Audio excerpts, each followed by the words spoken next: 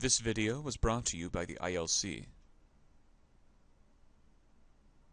Hi there, welcome to episode 4, Writing Equations of Lines in Point-Slope Form. In this episode, we'll give you 2 points, and then we're going to have you create an equation of the line using point-slope form. Let's get started. Now, in order to find the equation of a line in point-slope form, first we have to start from the point-slope equation. And it goes like this: y minus y1 equals m times the quantity x minus x1. We're going to need to plug in 3 values to that equation. We're going to need an x1 value, which I will underline in red. We are going to need a y1 value, which I will underline in green. And we will need an m value, or a slope, which I will underline in blue. Now, the first thing we're going to do is we are going to label the points that we were given, the 2, 6, and the 4, 5, with x1, y1, x2, and y2. The first point will be labeled with the x1 and y1. We will label the x-coordinate, that is the 2, in red. We'll call that x1, and we will label the y-coordinate in green. That's the 6. There is our x1 and y1. For the other point, we will do the same thing. We will label the x-coordinate as x2, and the y-coordinate as y2. So if you look back at this equation, the y1 and the x1 we already have. They are 2 and 6. Now all we need is to find the slope. And there's an equation we have to use to find the slope as well. We'll use m equals y2 minus y1 over x2 minus x1. And if you forgot to label your points, you'd have some difficulty with this equation keeping the variables straight. Well, let's plug in our variables into that equation.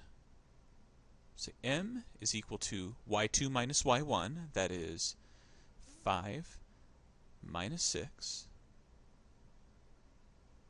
divided by x2 minus x1, that is 4 minus 2.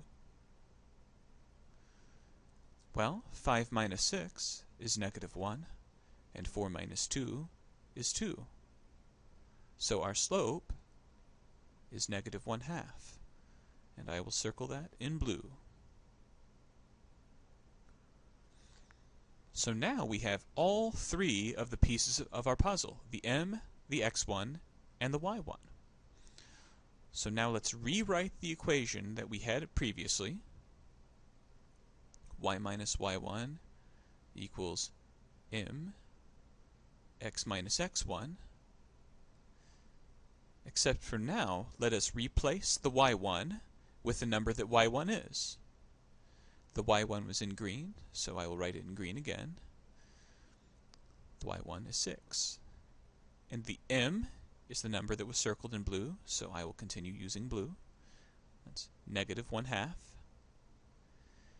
And the x1 is the number that's in red, so I will continue using red. And that's 2. The rest of the equation remains the same. So this y that I'm underlining and this x that I am underlining, we don't change those. So our equation becomes y minus 6 equals 1/2 times the quantity x minus 2. And now we're almost there. Our final step is to try to simplify this equation a little bit, because most instructors like it if you simplify things as much as possible. Well, the first way we can simplify is multiply this -1/2 times this x and times this 2. So our equation will become this. The left side does not change, we still have y minus 6. The right side will now become -1/2 x, and then -1/2 times -2 gives us positive 2 over 2. But if you know your fractions, you realize that 2 over 2 is just 1. Now the only thing left to do is to combine like terms. So we can move the negative 6 that is on the left side over to the right. I'll write the simplifications in green here. Now since we have negative 6 here already, we have to do the opposite. We have to add 6 to both sides.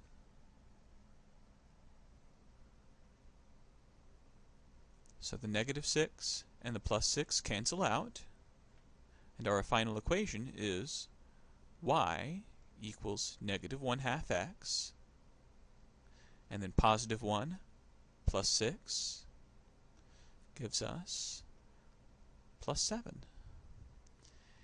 And this is our final answer. Now, this version of the equation is oftentimes referred to as slope-intercept form. Now, we're going to hear quite a bit more about this in the next learning objective. But for now, this problem is finished. Our answer is y equals negative 1/2 x plus 7. Thank you all for watching. We'll see you next episode.